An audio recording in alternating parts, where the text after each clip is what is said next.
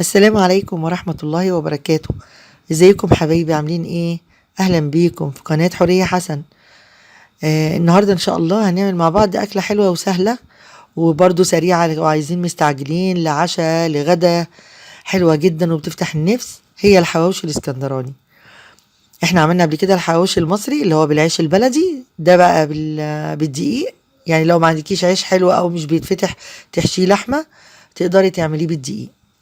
انا دلوقتي معايا مقدار الدقيق اللي انت عايزاه حسب ما انت هتعملي. دول ربع كوباية زيت ذرة، معلقة سكر. الخميرة عندي بقى حاجتين من الخميرة دي. الخميرة البلدي انا بجيبها بالقالب كده كاملة، وبقطعها عندي وبلفها في ورق الكراريس كده، بقطعها انصاص وزي اللي الراجل بيبيعها، وبحطها في الفريزر.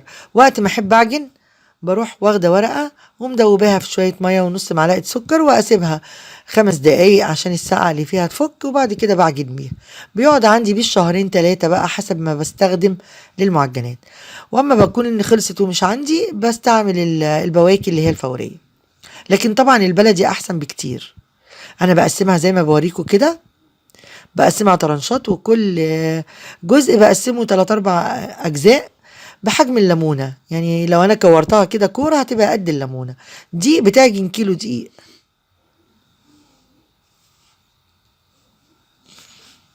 انا بلفها كده وبشيلها لغايه ما هقطعها بعدين والفها في الورق.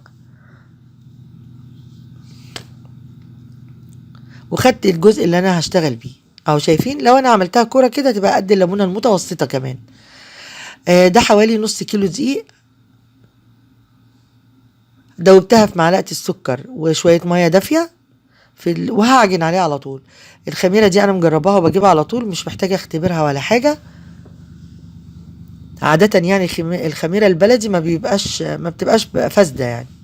وادي الدقيق بحط عليه معلقه ملح صغيره وقلبته، وهحطه عليه من غير بقى طبعا بيكنج باودر ولا اي حاجه. هحطه على الميه وهزود بقى الميه الدافيه واكمل عجن.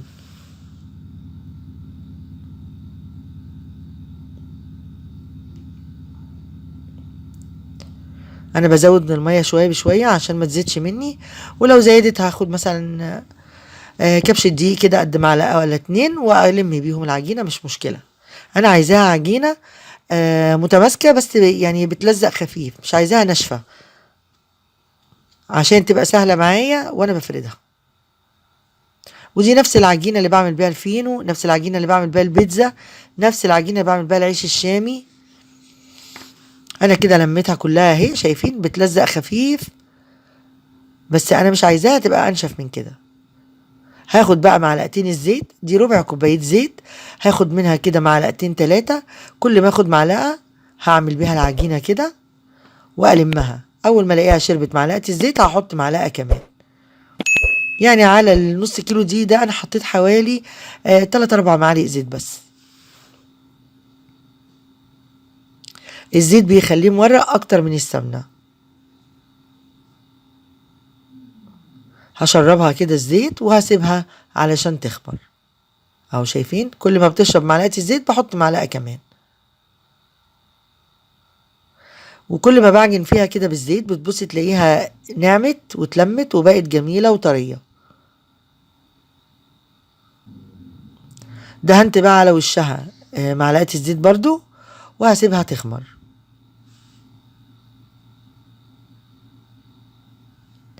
طبعا عشان الجو يعني يفضل لو انت دفيتي الفرن دقيقة واحدة وغطيتيها وحطيتيها في الفرن، هتاخد لها بالكتير قوي نص ساعة ساعة، وهتلاقيها خمرت وبقت جاهزة انك تشكليها.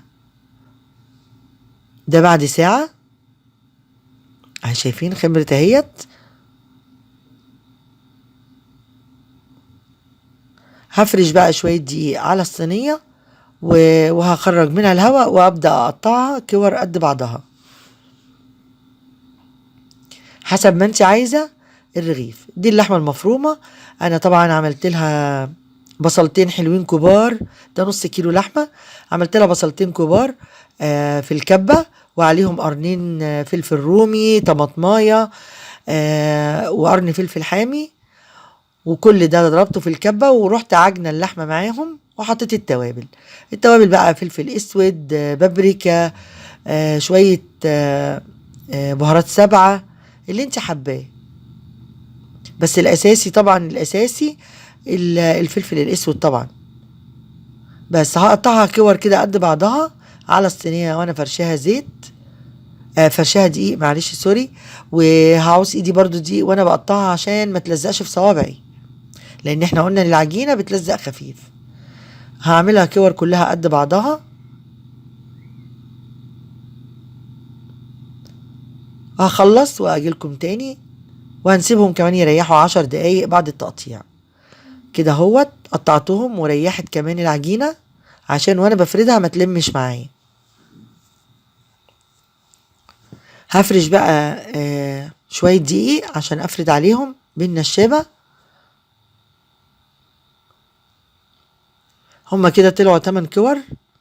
هيعملوا لي 4 ترغيفة كبار، لان انا هحط رغيف تحت ورغيف فوق واللحمة في النص. هفرده كده نص فردة قد الرغيف كده العادي، وهركنه وافرد واحد كمان عليه. انا مقطعاها قد بعض علشان لما احطهم على بعض يبقوا زي بعض بالظبط. انا فرداه نص فردة وهحط فيه اللحمة، وبعد كده هكمل الفرد بتاعه وهو اللحمة جواه. اهو تمام كده.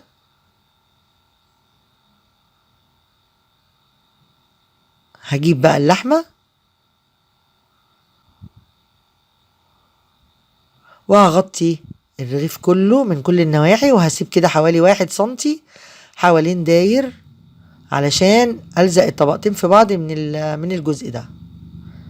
واحاول ما تجيش عليه مية من البصل ولا من الطماطم والحاجة اللي انا حطاها على الجزء اللي على الحرف عشان اعرف الزقهم في بعض. هحط بقى الطبقة التانية،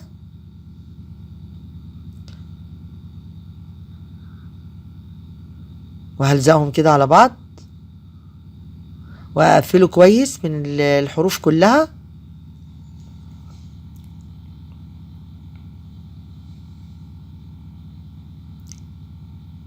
وابدأ افرد حتة البصل بس اللي بتقع كده من ايدي عليه عشان ما تتحرقش على الوش، واحاول افرد كده على قد ما انا عايزة السمك بتاعه. في ناس بتحبه مليان كده شوية، في ناس بتحبه متوسط، زي ما تحبوا. هاخد بقى الحروف كده، بصوا، هلف واقفل واضغط بصوابعي، هبرم واقفل.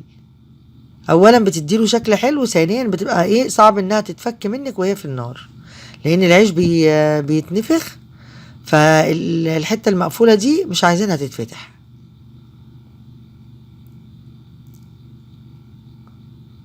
اهو شايفين، بضغط عليها ضغطة واروح قلبها على فوق ودايسة عليها تاني.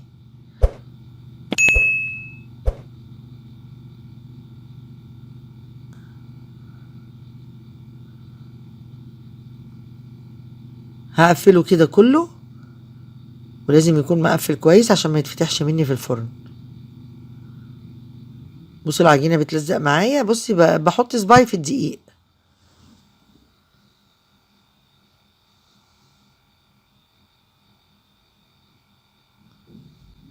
هو طري معانا شايفين، وبتنقليه بكل سهولة. انا كده ولعت الفرن تسخن. اما بدأت افرد العيش ولعت الفرن تسخن. واجيب بقى الصواني، طبعا دهنها دهنة زيت، وهحط فيها رغيف الحواوشي اللي انا جهزته اهو، وهعدله بقى وافرده واظبطه زي ما انا عايزه.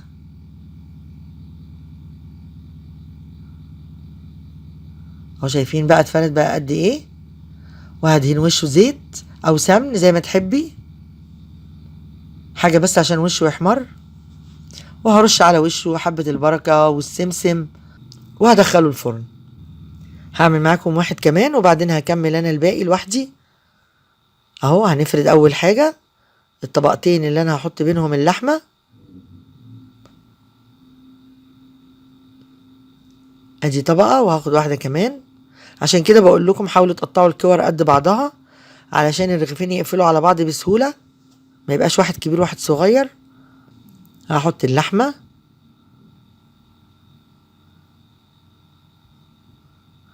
اللحمة دي طبعا اختياري بالنسبة لك، عايزة تحطي كتير عايزة تحطي قليل، بس خليها دايما في المعقول علشان تستوي مع سوى العيش، ما يبقاش العيش استوى واللحمة من جوه نية.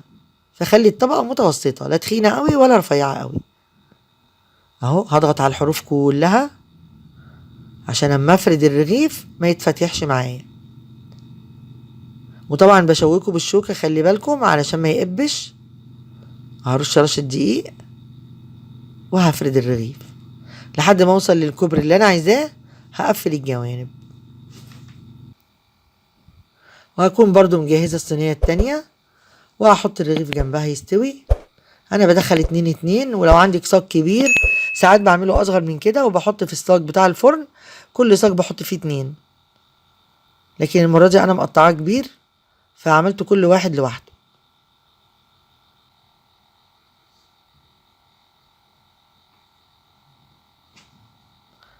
هدهن وشه برضو زيت واعمله بالشوكة وارش عليه حبة البركة والسمسم.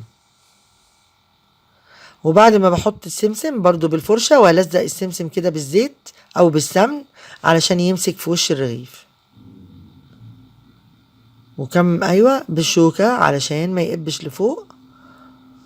وعادي لو قب وهو في الفرن مفيش مشكلة، لو مجرد ما بتحطي فيه الشوكة بينزل يخرج الهواء على طول وينزل تاني لانه بيبقى مورق وجميل.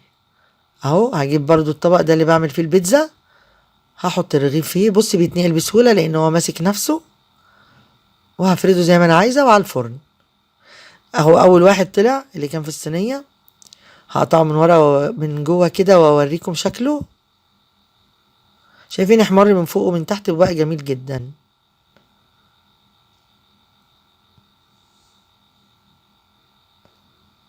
هو سخن جدا طبعا، انا مش عارفة امسكه، فهحاول اقطعه كده بقطعة البيتزا.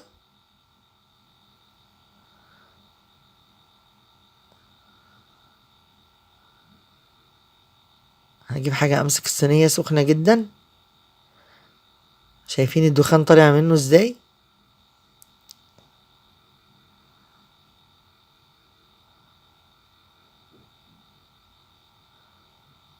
اهو شايفين من جوه، شايفين بس لسه سخن مولع طبعا، بس شايفين اللحمة استوت وفي منتهى الجمال ازاي.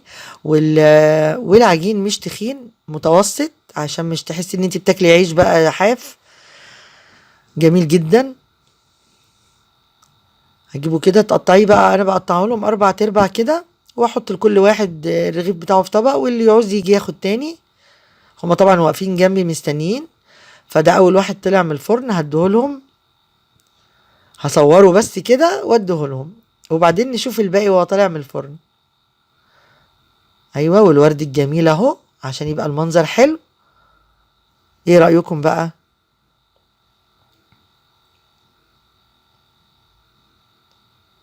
ادي بقى الاتنين اللي بعدهم